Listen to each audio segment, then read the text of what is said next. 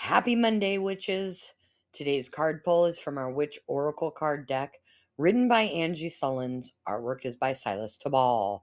Our note from the Witch's Almanac is that the moon is in Pisces.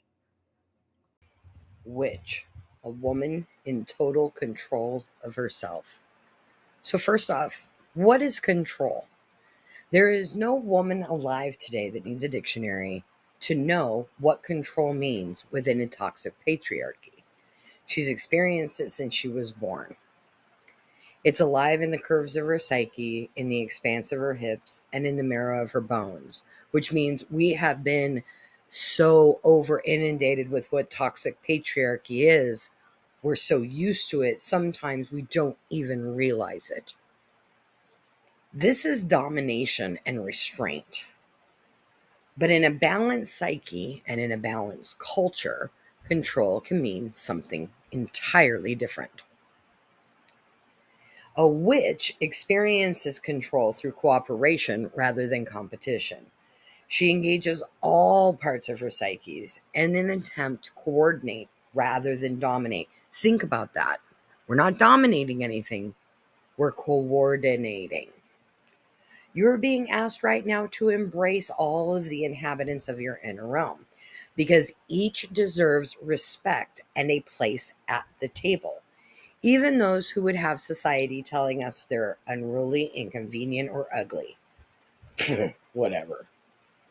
Making space for all under the banner of wild inclusion and giving voice to the shame, malice, and anger, as well as every other outlawed, quote unquote, outlawed part of the psyche. This is how we create integrity, ensuring that no part of our inner realm is involved with factions, divisions, or rebellions. And right now, we have to do that. But we have to be able to control ourselves. We're keenly aware of knowing what following the crowd is and resisting that. But right now, if we follow the crowd, we're actually resisting the toxic patriarchy that's being shoved down our throat.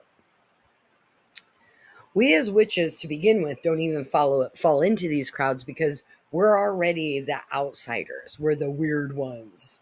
Well, weird means of supernatural origin, so I will take it. Right now, we are all serious rebelling because we can no longer take domination. Roe versus Wade being removed. That was a dominant move to show that they had control over women. We're not going to tolerate that. When the intent is to create rather than to compete, you don't have to dominate. Your influence is enough. You see, this is where you hold your true power, your influence. True power doesn't have power over someone else. It works cooperatively with the energies around us to shift the energy, which is what we are currently doing. How do you control your power? Will you lord it over someone else, or will you use it to include those who have been excluded, marginalized, and ignored? Be the witch you were meant to be.